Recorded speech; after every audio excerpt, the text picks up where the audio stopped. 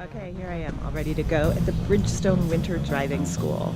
This is going to be a lot of slipping and sliding, but learning how to deal with it, which is great. I can't wait.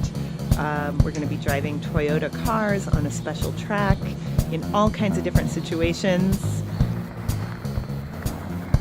Here they are, the Blizzak tires. They're softer, good for the winter.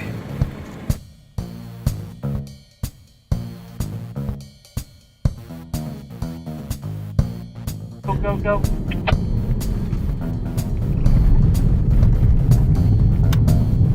Okay, the girls just kicked ass on the braking test.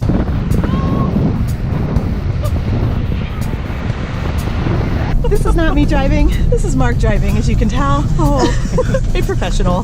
Woo! Oh my God. Lots of anxiety, but then you actually get in the car and do it, and it's amazing. Like, you start to get this feel for the tires and the grip and the situation, and just the feel of it. It's amazing. I love the practice. I love the track. And I lock brakes with and without. How to take a turn, kind of the right path to take a turn, and over and understeering, and how to make sure you can get yourself out of those situations. Lots that I learned.